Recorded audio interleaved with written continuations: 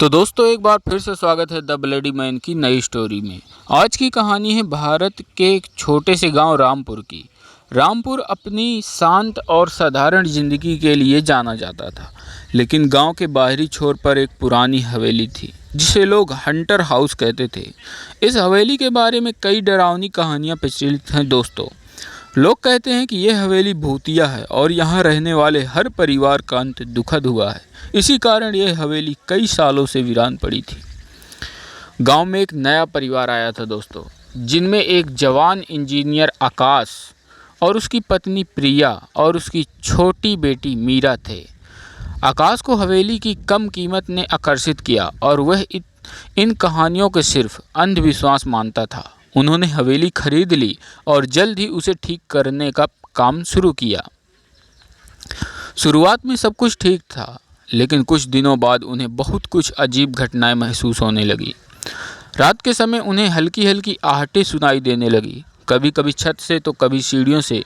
प्रिया को रसोई में चीज़ों के अपने आप हिलने का अनुभव हुआ। सबसे डरावना अनुभव तब हुआ जब एक रात मीरा की गुड़िया का संगीत अपने आप बजने लगा, जबकि उसमें बैटरी नहीं होती थी। मीरा अक्सर अकेले में हवा से बातें करती थी और कहती थी कि उसकी एक नई सहेली है जिसका नाम छाया है। आकाश ने पहले इन बातों को नज़रअंदाज किया, लेकिन जब एक रात मीरा ज़ोर ज़ोर से रोने लगी और बोली कि छाया उसे चोट पहुंचा रही है, तो आकाश और प्रिया घबरा गए। उन्होंने मीरा से पूछा तो उसने बताया कि उसकी छाया सहेली उसे अकेले रहना सिखा रही थी, और जब मीरा ने उसकी बात नहीं मानी तो उसने मीरा को काफ़ी डराया। डरकर आकाश ने गांव के एक बूढ़े व्यक्ति शर्मा जी से मदद मांगी, जो कि गांव के इतिहास के बारे में जानते थे। शर्मा जी ने बताया कि हवेली के पुराने मालिक की एक बेटी थी जिसका नाम छाया था। वह छोटी उम्र में ही एक दुर्घटना में मर गई थी। उसकी आत्मा को अभी तक शांति नहीं मिली। वह अकेली रहना पसंद करती थी और जो कोई भी इस घर में आता वह उसे परेशान करती थी। शर्मा जी ने आकाश को बताया कि वह एक तांत्रिक पूजा करवाएं। अगले दिन उन्होंने तांत्रिक को बुलाया और पूजा शुरू हुई। पूजा के दौरान घर की हवा में एक अजीब सी ठंडक महसूस हुई। शीशे और बर्तन अपने आप टूट गए, जिससे पूजा करना मुश्किल हो गया था।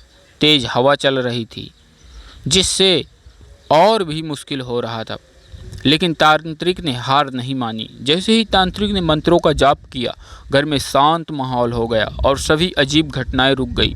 तांत्रिक ने बताया कि उन्होंने छाया की आत्मा को मुक्ति दिला दी है। इसके बाद उस घर में कोई भी अजीब घटना नहीं हुई। आकाश का परिवार उस हवेली में सुख शांति से रहने लगा, लेकिन उन्होंने कभी इस बात को नहीं भुलाया कि उन्होंने एक ऐसी शक्ति का सामना किया था जो सिर्फ कहानियों में नहीं बल्कि हकीकत में भी होती है। तो दोस्तों, आई होप स्टोरी कैसी लगी कमेंट सेक्शन में ज़रूर बताना, और द ब्लडी मैन के इस यूट्यूब चैनल को सब्सक्राइब कर लेना, क्योंकि यहाँ पर आते हैं हर दिन एक नया खौफ।